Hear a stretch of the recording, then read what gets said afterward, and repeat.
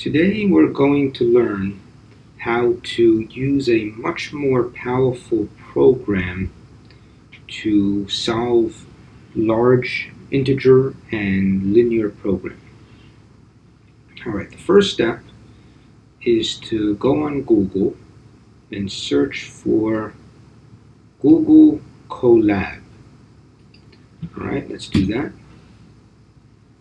So it comes up, colab.research.google.com. Alright, so you basically sign in using a Gmail, Google, YouTube account. So this is not blocked on the Academy network, so you should have no trouble getting on.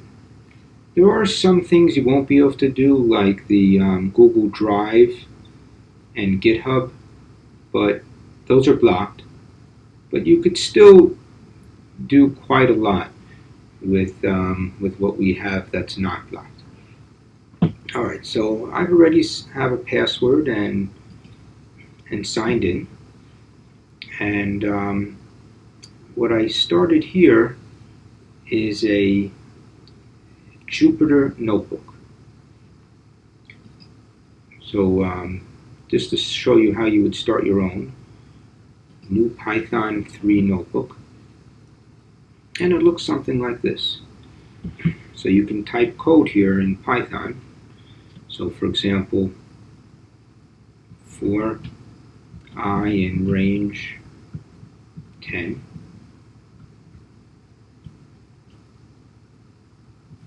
print hello.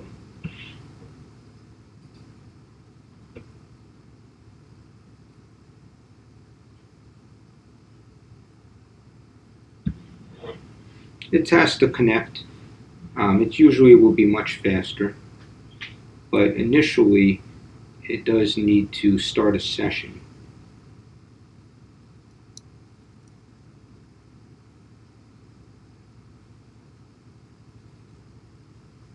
So let's see, if we try it again, it should be much faster this time. See? This is actually a very powerful program. What Google is letting you do is use a virtual computer with, I believe, something like 2 CPUs and a very powerful graphics card for artificial intelligence, deep learning purposes. So it's a great resource. Alright, so you can go back to your, open a notebook, and I already have one that's called Math 330. And I will share this with you, and you'll be able to open it yourself and play around with this program. Alright, first, in the first cell, we would type this. This is a technical command, and what I'm actually doing is installing software on this virtual machine. So you know how the Academy takes away your ability to install software? Well, you could run a virtual machine over the web and basically install any software you want, and and then run it through the web. But this is perfectly legitimate, and the IT staff knows about this, so it's perfectly safe. Alright, so we execute this code. It's downloading files, and it's all between Google and these other sites, so it doesn't even come to our home Academy network. Alright, it successfully installed a Python program called PyMprog. This will allow us to do integer programming and linear programming. Alright, let's start with something we know. And what we know is this, I'll make it a little bigger, this linear program. So if we go to page 233 in a textbook, remember back to the Winco problem, page 232, basically, I'm going to code this LP right here. And we're going to compare the output. So in the book, they use an older program called Lindo, and we're going to solve it with this newer program, which uses GLPK and PyMprog. All right, so I'll go over the details very soon, but first let's just take a look. So here is the entire linear program. So if you compare it, line by line here, you can see what each line looks like. So let's see. So first step is to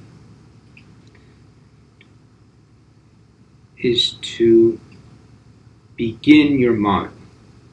So this line right here tells the program that we're starting a new linear program.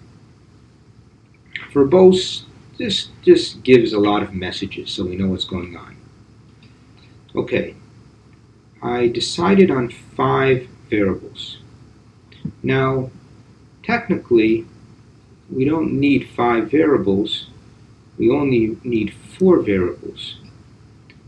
But see how the book starts at 1 and goes to 4? Python starts at 0. So in order to get 1 through 4, I settled on 0 to 5. See, if you go back to this example, and if I print I, you see, range 5 would be 0 to 4. It's 5 numbers, but it always starts counting at 0. Okay, so that's why to get 1 to 4, I needed to have 5 numbers. Okay, z is a variable. This means variable greater than or equal to 0. When you don't say anything, it automatically assumes that each x sub I is greater than or equal to 0. So that's assumed. All right, it's a max problem. Okay, so we're going to maximize z. I didn't say what z is yet. That's okay, because I can say it right here, which we'll get to in a moment. All right, so our first constraint is this one right here, the 950. So this is a list. This is the list notation in Python. So, for example, if you say x equals 2, 3, 4, 7, something like that, and then you say x of 1, so let's print x of 1, print x of 4. It's the 4th number and the 1st number, but remember, you start counting at 0. So this is really the 2nd number, and that's really the 5th number. So that's the notation for a list in Python. Okay, so x1, x2, x3, x4, their sum is 950. And it's nice because by importing this library here, the PyMprog, it automatically knows how to add variables in a linear program. This is not regular programming, but Python allows you to override the language and do things like this. So this is not, it's a mix of traditional programming and linear programming. That's what makes it very powerful, as you'll see in later examples. All right, x4 is greater than or equal to 400. All right, the 4600 constraint and the 5000 constraint. And then I need to say what z is, so I could put this in here, in maximize z, right there.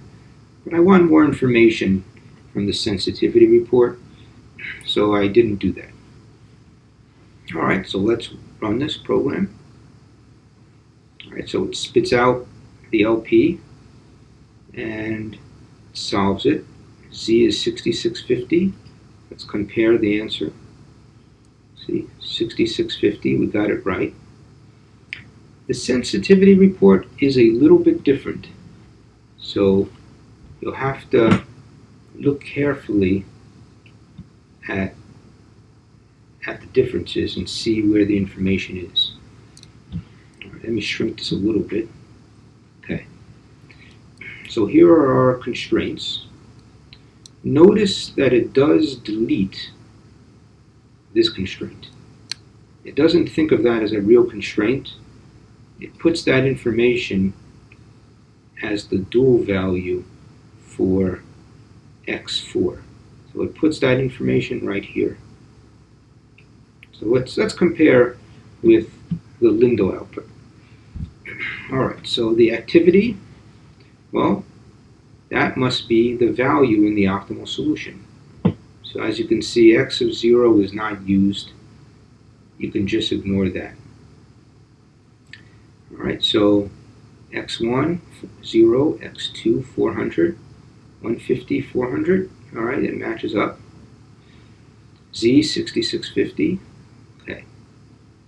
Now, this reduced cost. So what we're saying is, if this coefficient here, the 4 in the objective, increases by 1, then the basis will change.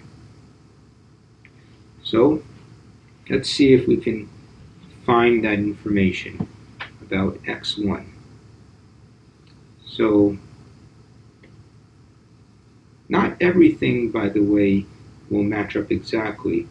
You know, different programs output different values. All right, but if we look at x1, its dual value is minus 1. Here you see range from, range till. So this 1 looks like if x1 increases by 1, you know, the basis would change. So that is where this 1 could possibly be hiding.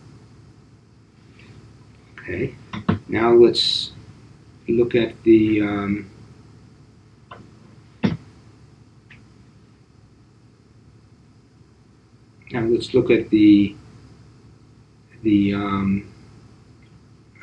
dual prices. So for row 2, we get a value of 3. That's the 950. Well, that's pretty similar right here. So here's the 950 constraint for row 1 in this case. And the lower bound, range lower is 850, range upper is 1000. So that allowable increase up 50, down 100. So it seems to match up. So this data here matches up pretty nicely with this data here. One thing that I said that was missing is the constraint for x4 greater than or equal to 400. So here in row 3, it has a dual price of minus 2, meaning if we increase this 400 to 401, Z will go down by 2. So the place to see that is right over here. So if this is what the dual price would mean in this case. So if we forced X4 to go from 400 to 401, Z would go down by $2. And the range from minus infinity, range 2 till 2, let's see if we can find those values somewhere. So we're right here. Allowable increase 37, allowable decrease 125.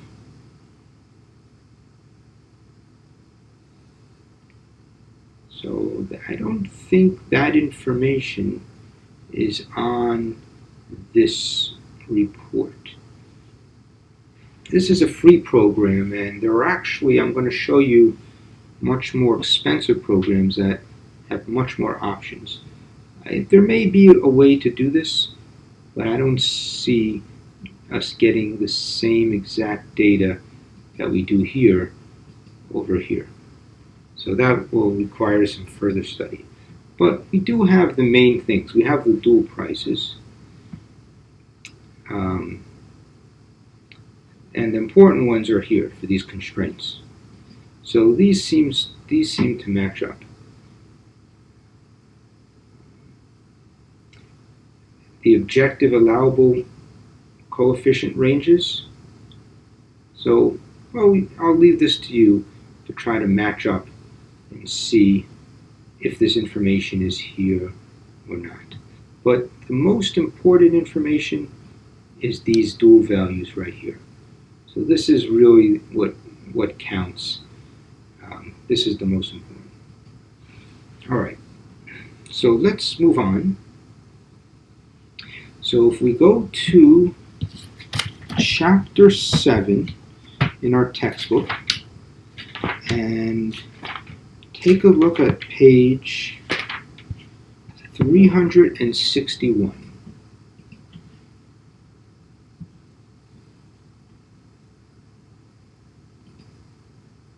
Okay, I found the page. All right, so what we have here is a transportation problem. It's a classic transportation problem. Basically, we have 3 plants and 4 cities, and the plants can supply power. The cities all have a demand, and depending on the distance from each plant to each city, we'll lose money in transport costs. You know, you'd lose money to resistance, you'd burn up your electricity. So you obviously want to route close plants to close cities. So plant 1 would probably want to route to city 2. You'd want power going directly from plant 1 to city 2, and maybe from plant 3 to city 5. Trouble is you use up things, and then you might get stuck with a really expensive choice, like plant 2 to city 3, versus plant 3, city 3. So there's a nice linear program that you can formulate, and the objective is, well, here's the objective here, and you have your supply constraints. This is on page 361, and then you have your demand constraints on page 362. Okay, and this is the optimal solution. But how do you find the optimal solution? Well, one way is with an LP. So let's take a look at this LP. Okay, so first thing I had to do was create a dictionary of the shipping costs. So a dictionary is like a list, except you have more flexibility in what you call it. So let me just show you a super fast example. So C equals dictionary. Then you could say C of Jim equals failed. C of Kim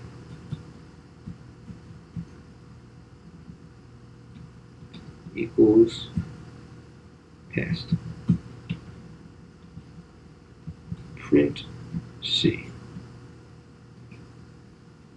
So it's like a dictionary where this is the word and this is the definition. Like a phone book. Kim passed. But you could put other stuff in here too. Like you could say C of 2 equals 4.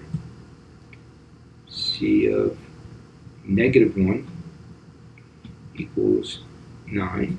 And you could use ordered pairs. C of 1, 2, 3 equals 3. C of 1, 2, 4 equals 5. All right, now if you look at our dictionary, see these are the keys. So print C dot keys. These are the keys of the dictionary. So let me comment that out. So those are the keys. And the values, they go with the key, so it's a value key pair. And then everything is the items.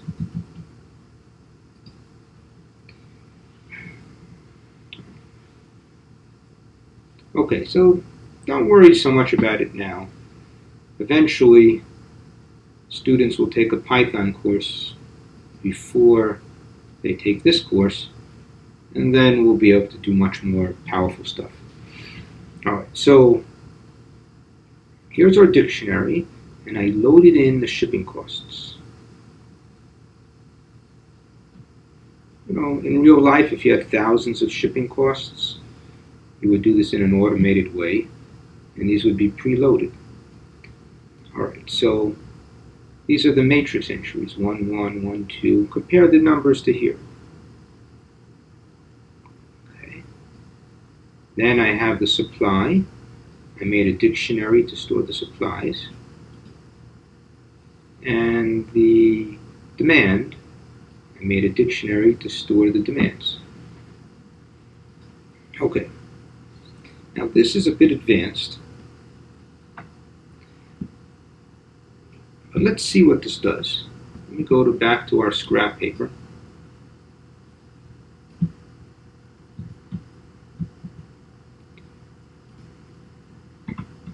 And let's print A.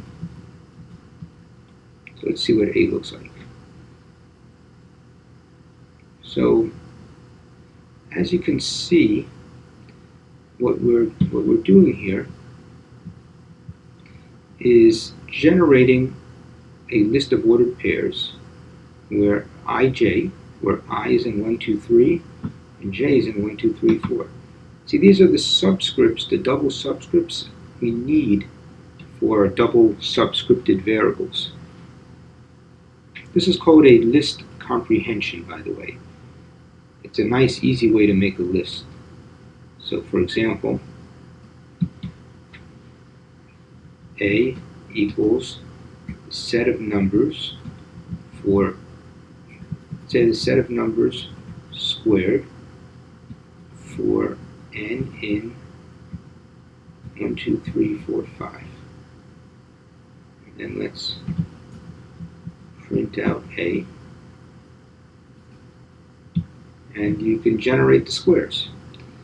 And if you want to do this for a lot of numbers, range 1 to 100. See? So that's why Python is so great to do all these nice things. Okay. All right, so we make a new model. Now this is your first example of the power of combining programming and linear programming into one software package. Well, this is newer stuff. This comes from around, I think it comes from around the 80s. Before they would solve linear programs um, by inputting giant matrices of numbers, and it became easier to do this with modeling software. So this is an example. All right, so we know what A looks like. It's the set of ordered pairs, ij. So we have 3 times 4, 12 variables here. So A is our index set.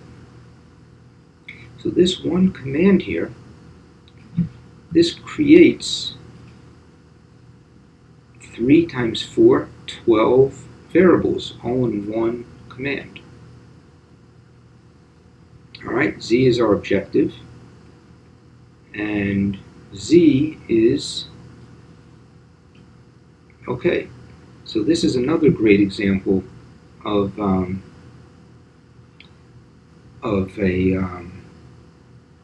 programming combined with linear programming. So let's see what this does. Let me show you this constraint, and I'll run it, and then we'll come back. So let's run this.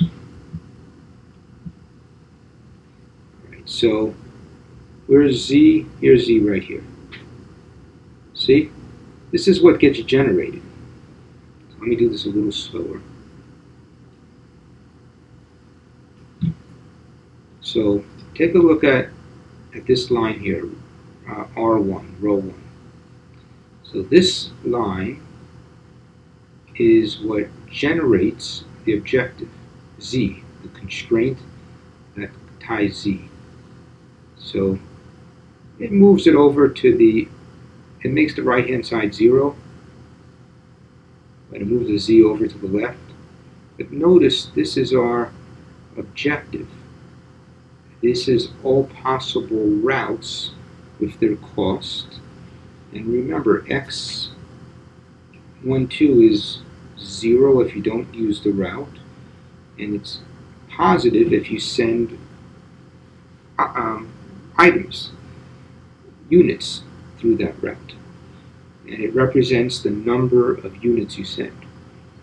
All right, so that was a great shortcut. We generated this line right here, the objective. And we do want to minimize Z, so you don't have to put it up front. You can put it anywhere. Okay. Here is the next example. It would be very tedious to plug in all of these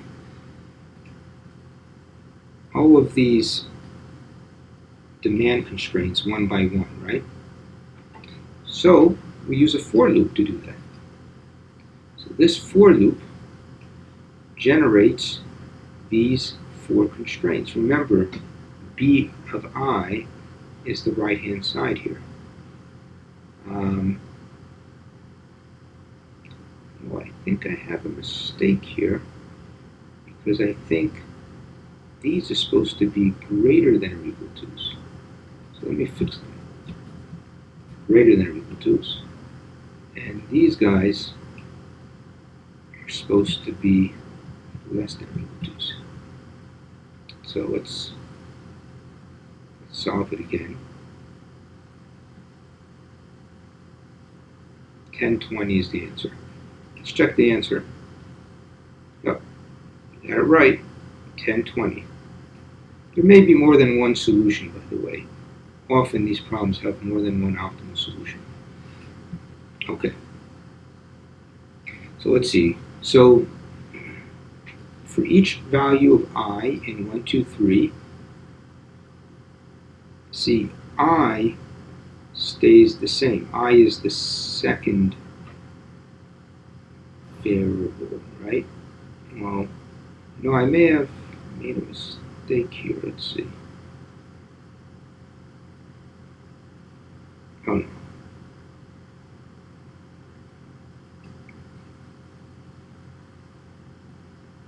I may have mixed things up a bit. Maybe we should try to fix it. So let's see. Let's double check it. So ij, from plant I to j, j is in 1, 2, 3, 4. So let's see those.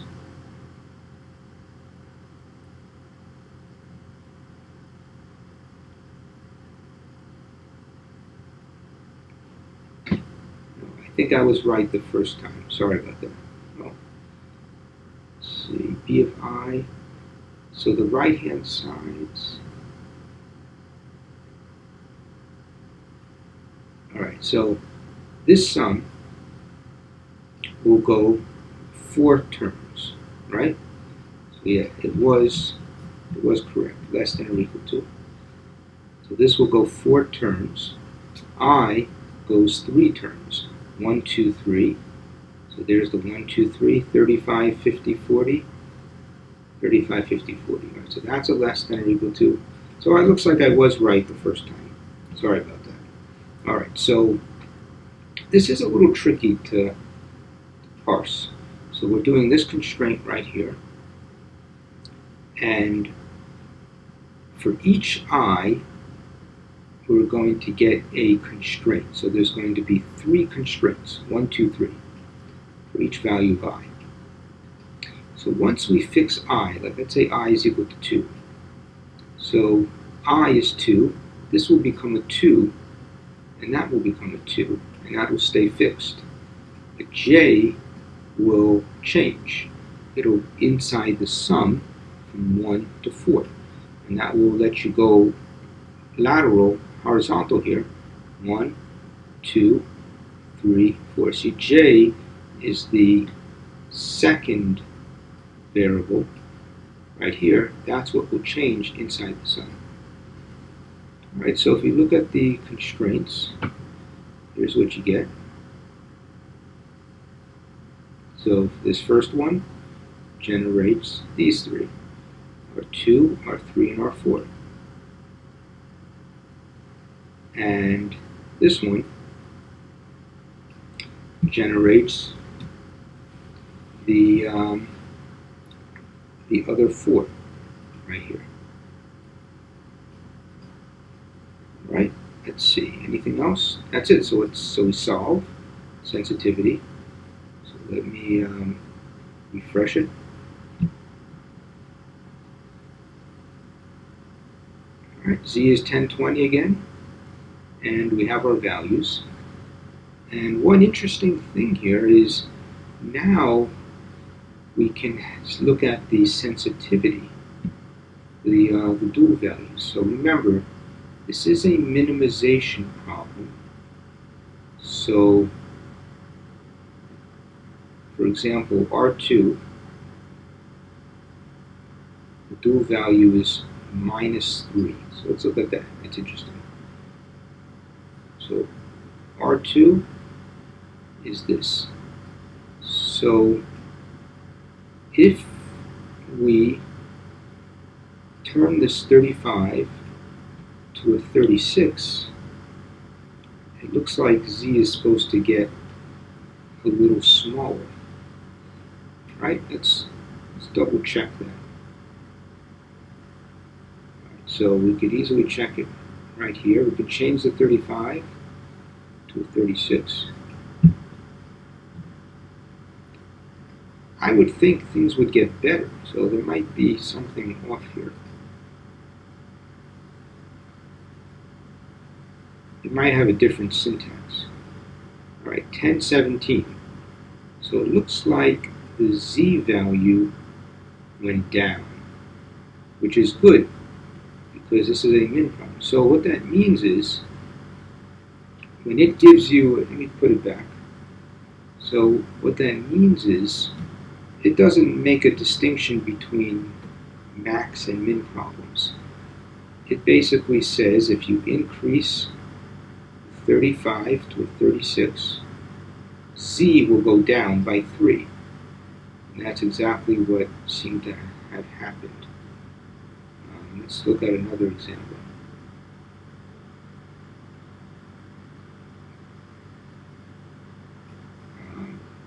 Row 7 is a 30 there. Let's see what row 7 is. All right, that's that 30 right here.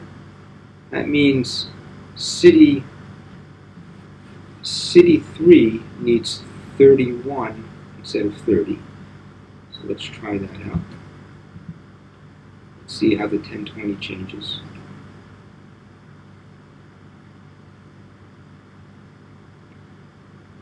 Alright, something crashed when we did that. It probably made the linear programming unsolvable or something, so let me put it back.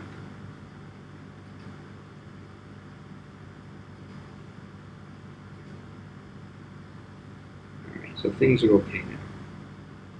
There are better ways to do this where you could handle the crash a little better and see what's going on. My guess is by doing that, the problem became unsolvable. So one thing we could do, well, all right, let's move on. All right, so we do have the sensitivity analysis, and it does give us a hint on how things will change if we change various parts of the problem. Okay, final thing I want to show you is project management.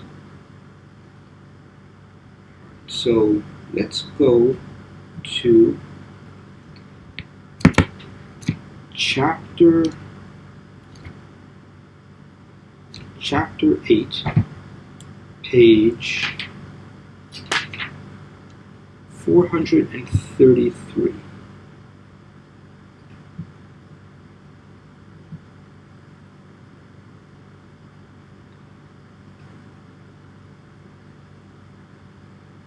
So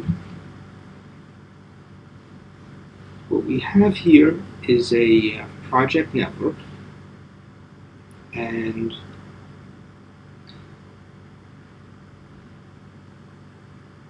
we have 6 activities, and you have activity A through F. Some of the activities have predecessors, and each activity takes this many days, and we're looking for the minimal time to complete the entire project. And note that we can't start activity C until both A and B are complete. Okay, how would you use an LP to solve this kind of problem? Well, it's actually not too hard. So first is I code the activities. I do make a dummy activity for activity 0 that occurs before anything else. And I did renumber the activities just to be numbers. A little easier than having to type in too many quotation marks. The duration of each activity is right here. I put them in a list. And in order to say the predecessors, this is a nice thing about Python, I made a list of lists. So here's activity 0, activity 1, activity 2. So activity 3 needs activity 1 and 2 to be done. That's this right here. That's activity C. It needs A and B to be done. Activity F needs C and E. Well, this is the same thing. 3 and 5 must be done beforehand. Alright, I make a new model. So here are my variables. Z is my objective. And then I have 7 X variables and 7 Y variables. Okay, so this is a min problem, and I want to minimize Z. Alright, X of 0 and Y of 0, those will be 0. So X represents the time when an activity starts. Okay, so X the time when an activity starts, and y is the time an activity ends.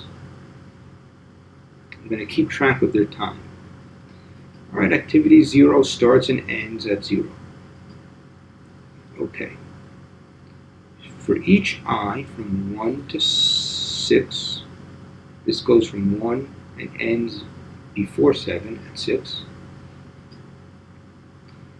Activity I will end after it starts, plus the duration it takes to do that activity. So if it takes 9 days and it starts at day 0, at day 3, it'll end at day 12 at the earliest. Okay. And Z is when we're done. We're not done until every activity is finished. So for every activity, I'm going to say Z is later than, is not before, the ending of all the activities from 1 to 6, sorry. Okay? Now, predecessors. So, for every single activity from 1 to 6, this is a double for loop, for every predecessor in, remember, predecessor is a list of lists. So, predecessor I is the ith list. This is the 0th list, the first list, the second list, the third list, the fourth list. So for every predecessor list, I need a constraint that says the predecessor must end before the successor begins. Right? Activity B must end before D begins. Activity A must end before D begins. Activity D must end before E begins. So that's what that says. Alright, so let's solve it and put the sensitivity.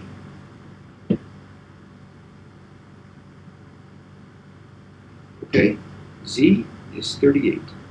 The optimal solution is this can be done, this whole project can be done in 38 days. And let's look at, these are the values of when the times will occur. So activity 3 would start at day 9 and end on day 17. So isn't this neat? Activity 6 would start at day 26 and end on day 38. Activity 1 and 2 can both start immediately. They will end on day 6 and 9. Notice C, activity 3, cannot start until day 9, and it won't end until day 17. Okay, then if you look at the dual values here, these are very interesting because they actually give you what's called the critical path. These, the ones with a 1 here, are the activities that if they get delayed by 1 day, the entire project would get delayed by 1 day. And you have upper and lower bounds, so this will help you with your projects, because if people call in sick on certain activities, you can transfer people from the other activities that are not critical.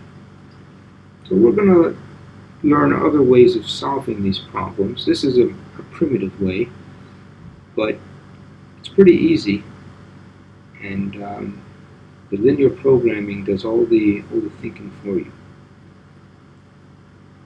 Alright, so this is the modern way of solving linear programs with Python. So I'll be sharing this notebook with you at some point.